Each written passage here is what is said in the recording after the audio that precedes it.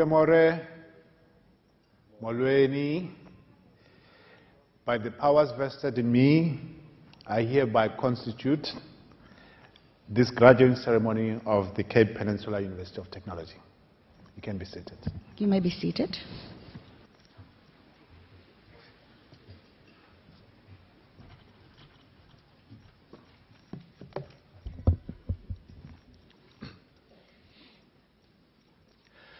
Molweni, goeiemorgen, good morning everyone.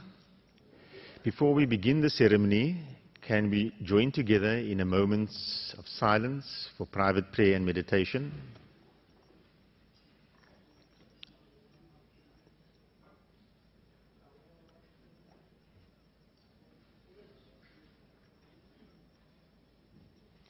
Thank you.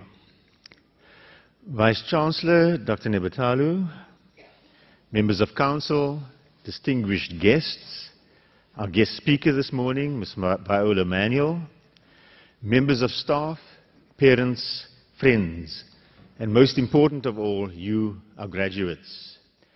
Good morning and welcome on this joyous occasion where we celebrate the achievement of all of you who will be graduating today. This is a very special day for all of you, representing the culmination of years of study, hard work and sacrifice. And sacrifices not only on the part of you, the graduates, but of parents, partners and family members who provided financial and moral support throughout your period of study. So this ceremony represents a celebration of a collective effort of all who contributed to your achievements. This year we will be awarding 6,819 diplomas and degrees at 12 graduation ceremonies, which are taking place at both our Cape Town and Bellville campuses. At these ceremonies we will be awarding 73 master's degrees and 16 doctoral degrees. Today we will be conferring qualifications on candidates in the Faculty of Business, by far the largest faculty at the institution. 4 of the 11 graduation ceremonies will be devoted to this faculty. This faculty has established strong partnerships both locally with the provincial government and the SETAs, and internationally with a number of universities abroad. It currently runs a vibrant student-staff exchange program with universities, as well as a dual master's degree program. The faculty has made significant progress in promoting a research agenda over the past few years, and has recently been awarded a research chair funded by the wholesale and retail SETA. The faculty has furthermore established a Center for Tourism Research in Africa, and is developing further research niche areas in sports management and public management. The Cape Peninsula University of Technology is currently the largest university in the Western Cape, with over 33,000 students, including a strong contingent of students, international students, representing more than 70 countries across the globe. Our vision is to be at the heart of technology education and innovation in Africa. And we believe that through technology and innovation, we will be able to address critical issues relating to economic and social development, both in this region and nationally. As alumni of this institution, we hope that you will also commit to this vision. Many of you will go on to occupy influential positions in commerce, in industry, and in the public sector. But we sincerely hope that you will not forget the communities from which you come. We hope that you will use your special skills and your influence to put something back into those communities and to help contribute to their development. Together we hope that you will help us realize our goal of creating futures, not only for our students, but for broader society as well. We hope that you will continue to support this institution and that your future professional development will take place here. With the rapid pace of change and the globalization of knowledge, it will become imperative that you continue to upgrade your knowledge and skills on a regular basis And we hope that we at the Cape Peninsula University of Technology will have a role to play in your lifelong learning. We know that our alumni are our greatest ambassadors, and that is why your success is so important to us. We are proud of what you've achieved thus far, and we sincerely hope that we've helped to place you on a trajectory that will lead you to even greater successes in the future. Congratulations once again on your fine achievements. We salute you as graduates of the Cape Peninsula University of Technology and wish you continued success and everything of the best for the future. Thank you.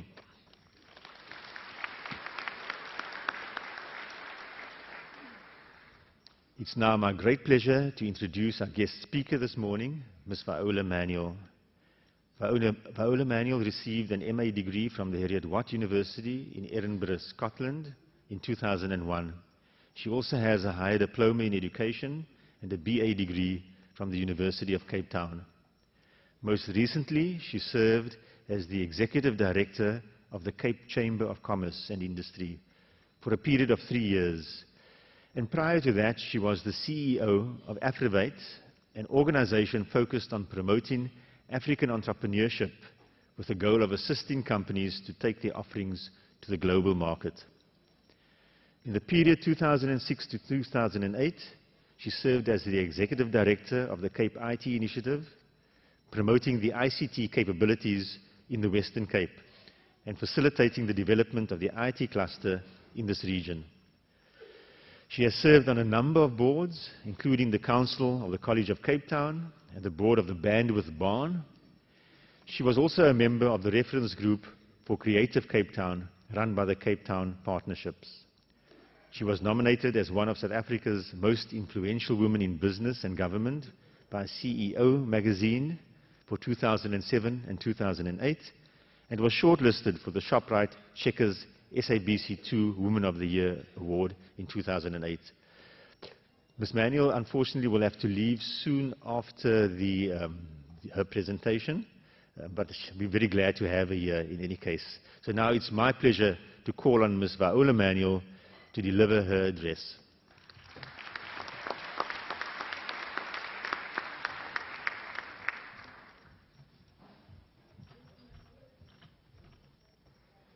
Good morning, everybody.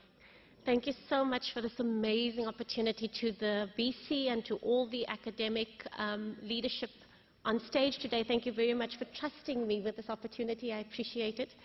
And to all of you in the audience, let me just say to this side of the room specifically, you look amazing. I have seen shoes today that I would just love to speak to you about. I've taken a few photographs of some of the shoes ladies are wearing. My only hope is that you manage to get on stage and off stage unscathed. So welcome, and I think it's an amazing opportunity. It's a collective celebration, as Professor Stark said. It's an opportunity for us to celebrate as family, as a community, as friends. And I think the most important thank you right now needs to go to everybody who supported you to get you here. You've sat on the shoulders of giants, and now you've now gotten to this graduation ceremony, and I want you to never forget whose shoulders you sat on. So to all the mommies and daddies and brothers and sisters and omas and opas and everybody else, the boyfriends that everybody knew about and the boyfriends nobody knew about, and everybody, I want to say thank you to you, whether you carried a cup of coffee, to that hard-working, studious young lady, or if you just managed to make sure that the tie on this good-looking gentleman today was straight. Everybody has had a role to play, and I want to congratulate you, firstly, on the amazing achievement. Please allow me to introduce myself to you. Thank you. Please allow me to introduce myself to you. I'm a committed Christian woman. I'm a mother of a beautiful little boy named Shay, and he's 4 years old, and when I dropped him at school this morning, I said to him, I'm going to talk about you today, and he was very pleased with that. I'm a daughter. I have an amazing mother and father who do great things. My mother's wheelchair bound, and so she has her own struggles. My daddy's a man of the cloth, if you want to put it like that, and he's now gone deaf. And, we've now gotten hearing aids, but what amazing people. They've just been such important they played such an important role in my life. I'm a sister, I have siblings, I have a brother and 2 sisters. I am a friend, I'm a role model, and I'm a businesswoman. And it's in that order that I introduce myself to you. I want to say to you that I'm from the Cape Flats. Ek kom van die salon af. I grew up with gangsters. I grew up amidst teenage pregnancy. I grew up amidst social ills. And I knew that I was never, ever made to break. And I was never, ever going to be part of all of that because I needed to be a role model to everybody else who was around me. So that's really what motivated me. I've learned a lot on my journey. And I'm very humble to take the next 10 minutes to share some of the lessons I've learned with you. Each of the roles I have been privileged to play, and the challenge, and it's very challenging, but I promise you, it's incredibly rewarding when you get it right. You know, I'm interviewed by many magazines, and everybody says to me, oh, how do you get it right to be a mother and a businesswoman and be an executive? And I say to them, most of the time I don't get it right. Today you've just maybe caught me on a good day, but most days I'm rushing around, phoning to apologize for being late for a meeting.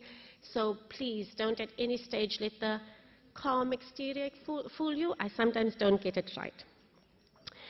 One of my favorite stories or accounts to lean on at times like this is a story that many of you may know, and I have no intention of rambling on like an evangelical preacher, but I do want to talk about the story of David and Goliath. I don't know if you know it, but it's a basic story.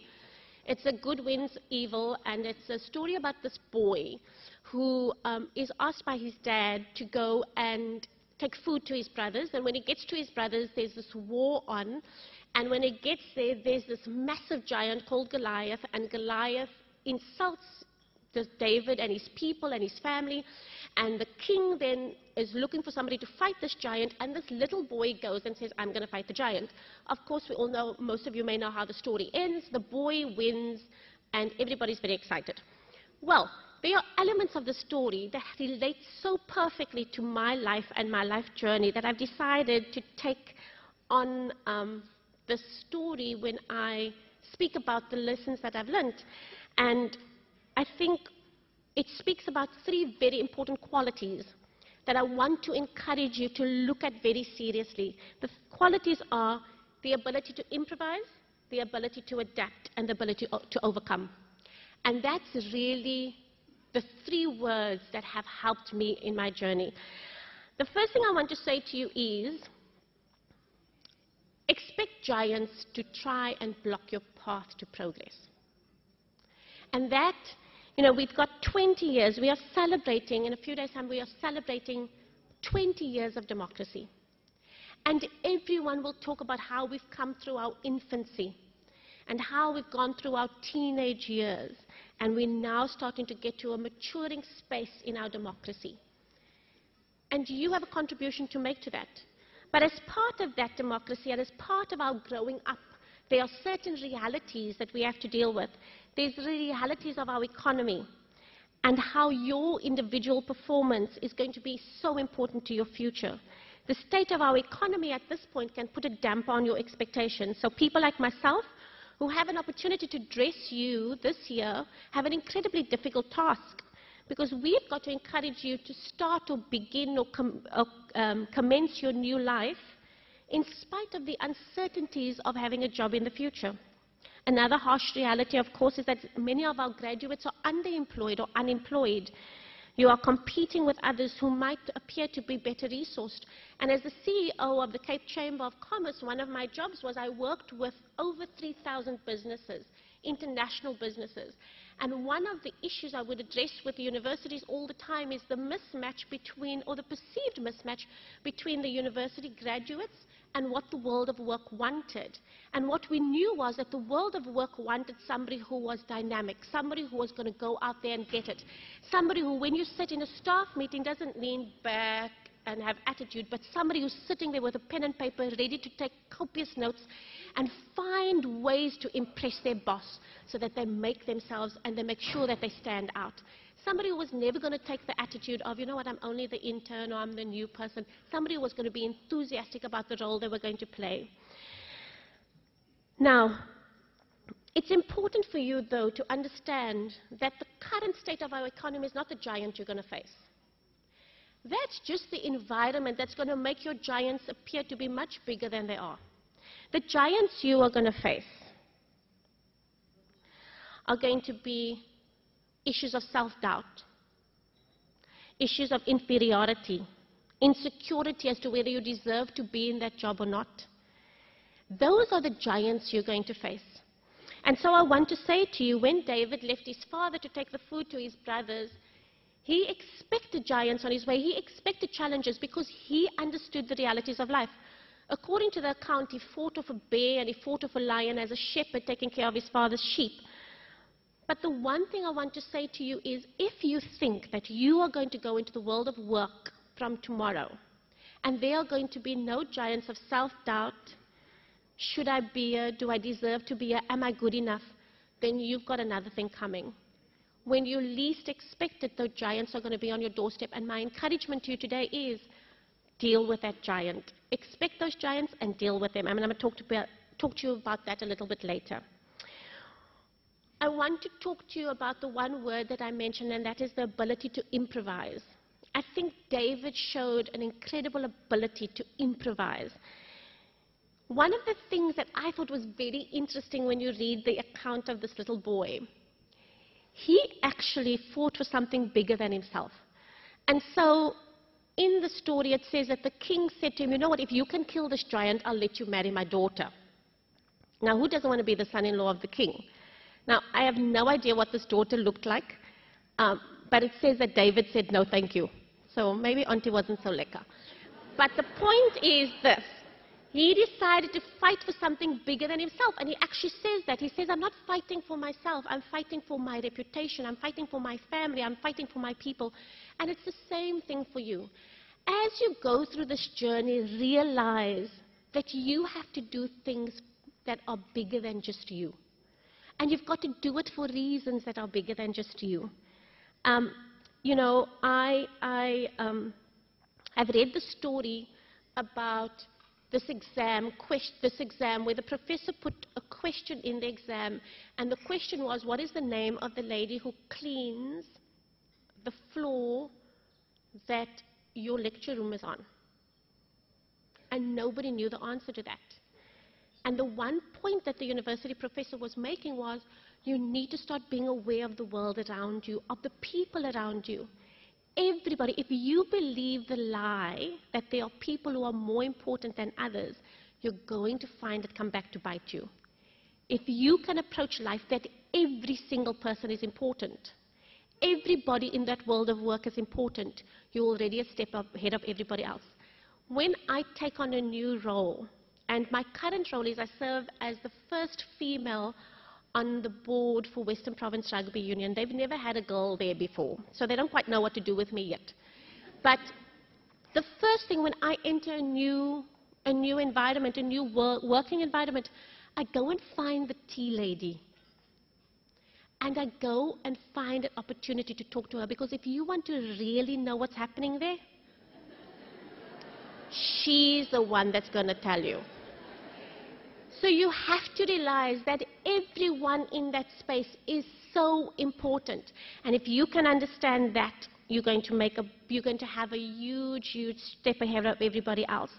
You'll see that things that are becoming more important now, I dealt a lot with entrepreneurship, and as much as everybody was having this debate about what makes an entrepreneur, the one thing we've realized is that social entrepreneurs, people who do things for the greater good, for the community, for the people, are forming such an important place in our communities now and in our situation. So I want to encourage you to really do things for motivation that's bigger than just you. Okay? I think if you are going into the world of work now, expecting that in 2 months' time you're going to drive a brand new BMW and you're going to move into a new place, I think you have unrealistic expectations. But if you can make sure that you're not there chasing money, but rather chasing the opportunity to make a contribution, work is going to be a completely different place for you. And the improvise, I want to say this as well. Little David was, according to the story, very small, and King Saul was massive. And he then decided to give David his armor to protect him against this giant. And the account says that David actually couldn't move with this armor on. And so my second point is, the one thing I've learned in my journey is, don't wear anybody else's armor. Don't expect anybody else to play the role of protecting you. You've got to do that yourself. You've got to be the kind of person that's strong enough and bold enough to deal with your issues yourself.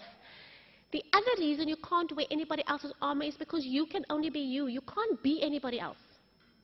You can be the best you that you can be. And in the world of work, the reason they've employed you is because of what you had the potential to bring to the organization. You know, most of us watch TV, we listen to music, we have other forms of entertainment that start to make us feel like we're inadequate. When you look at the cover of a magazine, I don't look at covers of magazines anymore because I'm going,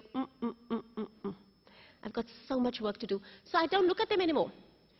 So, you know, when you start listening to music where they're subtly telling you that if you don't have this and you don't have that, that you're not good enough, you're going to be tempted to wear other people's armor or try and be somebody else, and that's not who you should be and not what you should try and do.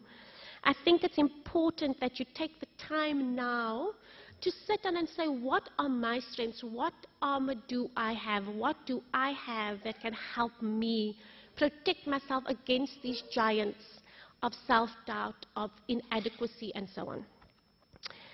I think the other thing I want to say under improvisers, have more than one thing in your arsenal. The story talks about the fact that he chose to take 5 stones. This little boy David went to the river and he took 5 stones. He didn't take 1 stone. He took 5 stones, and he kept 5 stones in his little little pocket or whatever he had. And the important thing about taking 5 stones for me that I've learned is, you are going to find that you cannot depend on one thing. If you think that you're all that in a bag of chips because you got straighter hair than the person next to you, I can tell you now, good looks are not enough. If you think that it's just about your intellectual quotient, the IQ, and that you're just bright enough and you're just so clever and you're more clever than anybody else, it's not enough. You have to sit down and look at what else can I bring. When I present myself, I'm not just presenting myself in terms of having a fancy suit. I'm not just presenting myself in terms of being clever. There's a lot more to me. And when you understand that you've got to bring that full arsenal, that you've got to have more than just one thing that you can depend on to make a success in life, you are going to have a better chance. And that's one of the things I've learned. The other word I spoke about in terms of, there was improvise and then there was overcome. One of the things that the story talks about is when David finally faces this giant, he actually runs towards the giant.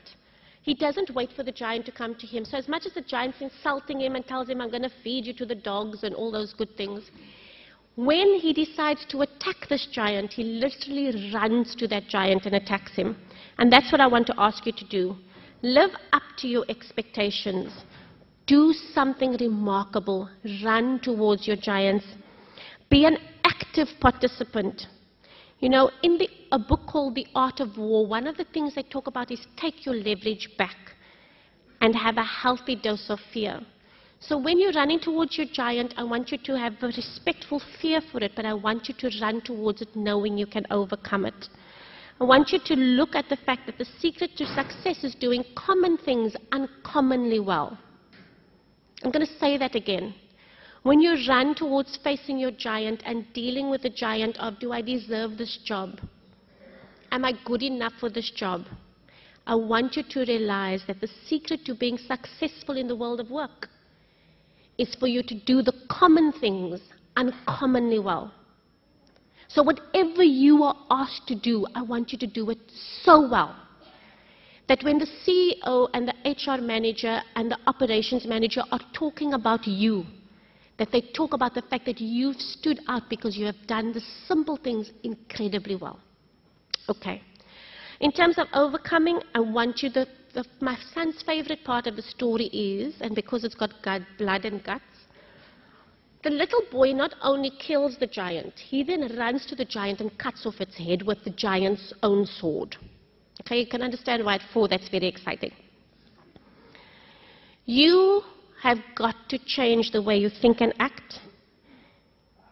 You've got to understand that being part of the business world means that you can't just insult your giant. You've got to cut off its head. So if you feel that you are not good enough, deal with that, cut off its head. You are good enough. Say to yourself constantly, I deserve to be here. I've worked hard to be here. So even though there's another person that's been here for 2 years and they're making my life difficult, and they're making the world of world difficult for me, I deserve to be here. Okay? I want to say the final thing, and this is not a very encouraging thing, but I want to say this.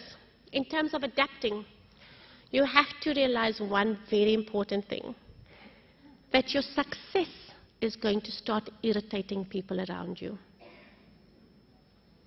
I didn't know that. When David kills the giant, he makes an arch enemy out of the king, because the people then start giving David these accolades and they start saying, you're better than him. I want to say to you that your success may possibly be a source of irritation to the people around you.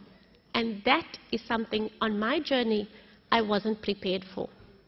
I thought everybody would be incredibly proud of what I've achieved. And it's not going to be like that.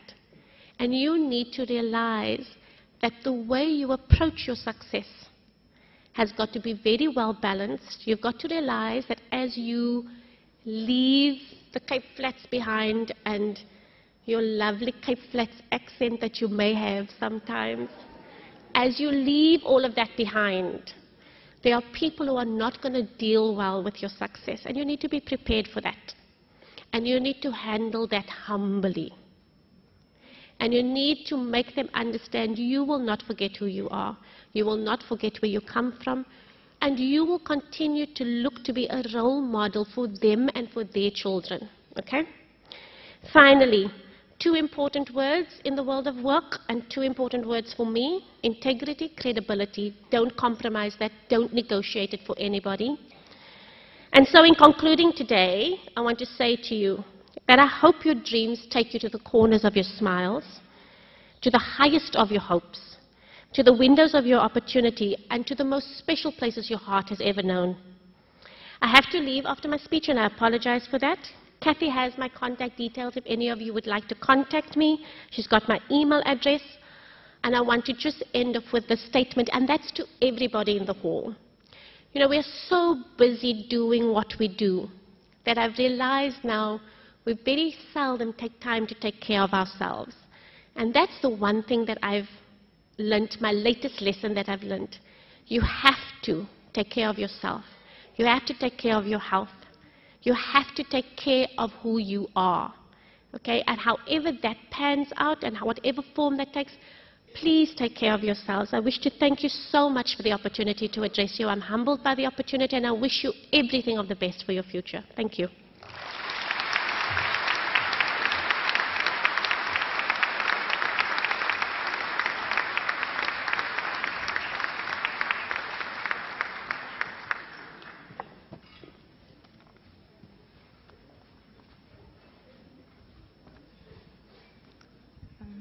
Good morning, everybody.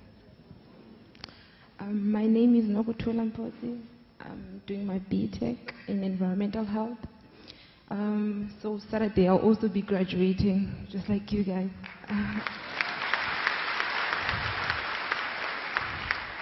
Miss Kathy Kluter gave me a call this other day, I think sometime last week, and then she asked me to come and sing for you guys, because that's kind of like a hobby for me. I usually sing, but different kind of music, because people don't really listen to it, like opera and choral music.